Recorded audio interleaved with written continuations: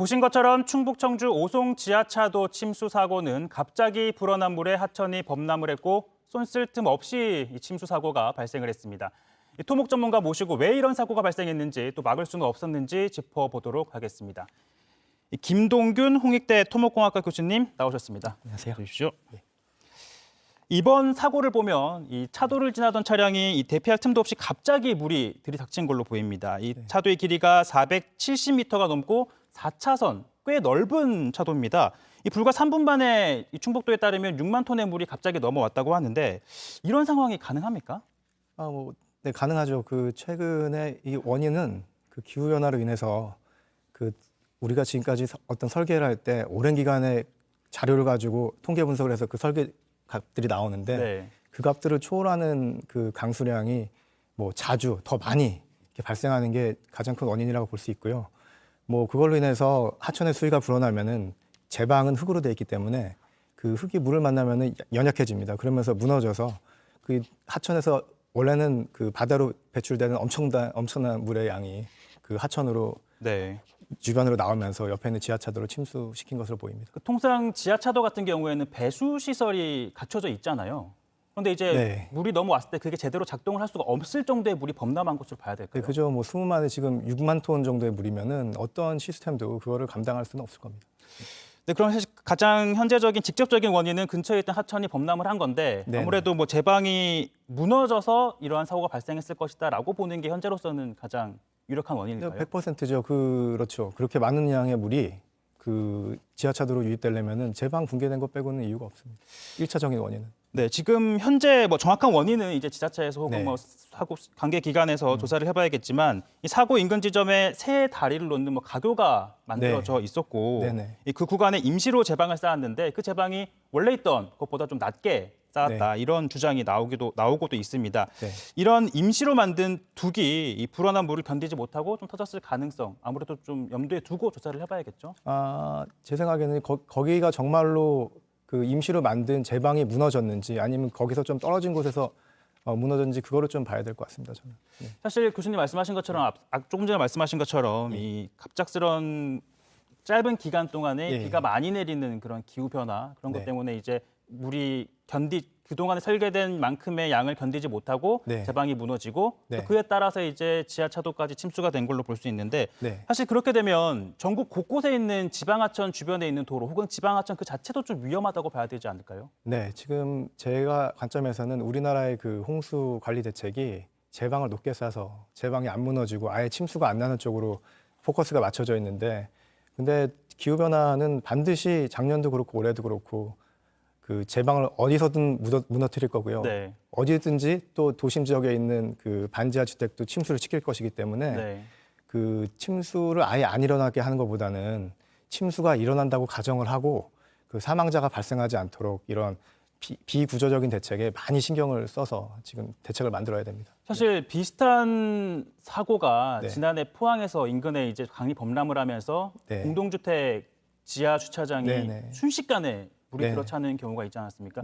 이런 경우에도 사실 당장은 이제 하천을 정비를 하고 둑을 높이는 등의 대처가 필요하겠지만 사실 그게 아직까지 마련되지 않은 지역 같은 경우에는 그럼 그 하천 주변에 있는 주택가나 공동주택에 사는 분들은 어떻게 좀 대비를 해야 될까요? 그러니까 국가에서 언제 어디가 침수가 날지를 좀 첨단 기술 기반의 어떤 시뮬레이션 등을 통해서 그걸 정확하게 예측을 하고 그런 예경보 시스템의 신뢰도가 높아진 상황에서 주민들이 그걸 받으면은 이거는 정말로 내 집이 침수가 된다는 걸 인지하고 바로 밖으로 대피할 수 있도록 이제 그런 식의 시스템을 만드는 게 중요하다고 생각합니다. 네, 그리고 추가로 이제 교수님께 여쭤보고 싶은 게 이제 토목 전문가이시기도 하니까 좀 여쭤보고 싶은데요. 이 오랜 시간 많은 비가 내리면서 전국 곳곳에 댐들도 지금 많은 위험에 처해 있다. 이런 분석들이 나오고 있는데요.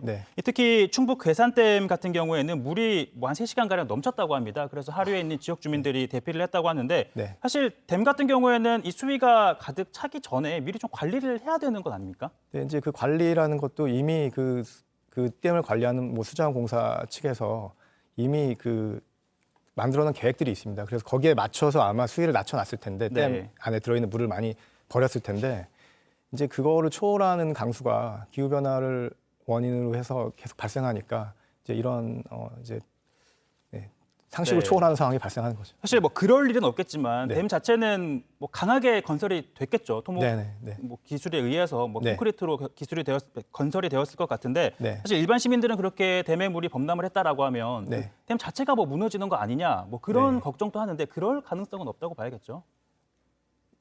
네. 하지만 좀 더 비가 오기 전에 네. 그 댐 안에 넣어놓는 그 물을 좀 더 버려둘 필요는 있을 거라는 생각은 듭니다. 하지만은 이거는 네. 좀 더 조사를 통해서 해야 될 것 같습니다. 사실 뭐 그런 댐의 수위를 적정량을 조정을 해야 되고 범람하지 않도록 하는 게 가장 중요한데 사실 뭐 지금 서울 같은 경우에도 팔당댐을 방류를 하면서 한강 수위가 엄청 높아진 네네. 상황입니다. 그리고 전북의 용담댐도 지금 만수위를 앞두고 방류를 하고 있다고 하는데요. 네. 말씀하신 것처럼 댐의 수위를 조절하기 위해서는 물을 방류를 해야 되잖아요. 네네. 그럼 당연히 하류에 있는 하천의 수위가 높아질 것이고 네네, 맞습니다. 또 그 하천 주변에 있는 주민들의 안전이 또 위협될 수 있는데 네네.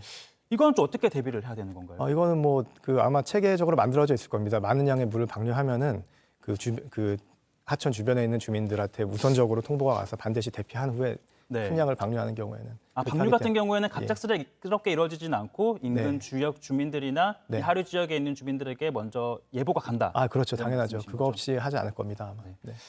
사실 앞서 이제 그 오송 사고 같은 경우에 하천에 물이 수위가 높아지면서 제방이 붕괴가 되어서 이제 사고가 난 걸로 보이는데 네. 이렇게 근데 갑자기 댐에서 물을 방류하게 되면 네. 좀 취약한 하천 같은 경우에는 뭐 제방이 무너지거나 뚝이 무너지거나 네. 이런 가능성은 없나요? 아주 많죠. 이제 그렇기 때문에 제가 아까 말씀드렸듯이 그 일본 같은 경우도 그런데 그 우리가 아무리 제방을 튼튼히 쌓고 댐을 잘 관리해도 네. 분명히 어디선가는 사고가 난다. 그래서 최악의 상황을 가정해서 사고가 나는 지역을 모두 예측을 한 다음에 그런 사고가 그런 큰 홍수가 일어났을 때 그 지역에 사는 분들이 미리 대피할 수 있도록 그런 체계를 만드는 것이 아주 중요합니다. 네. 현재로서는 사실 그 댐이 범람을 하거나 붕괴가 되면 더 큰 위험이 발생할 수 있기 때문에 네네. 천천히 이제 방류를 하면서 수위를 조절하는 게 가장 최선책이다라고 볼 수 있는데 왜냐하면 네. 그 댐도 사실 뭐 그동안의 기후를 예상을 해서 이제 수위를 만들어 놓는 거잖아요. 네네. 보관할 네. 수 있는 물의 네, 양을. 그렇죠. 하지만 지금은 그걸 넘어서는 만큼의 비가 내리기 때문에 네네. 그걸 계속 가둬놓을 수도 없는 상황이라서 방류를 하고 있는데 네. 그러면 사실 인근 주민들은 뭐 미리 이제 예보는 하겠지만 사실 어떤 점을 가장 주의를 해야 될까요?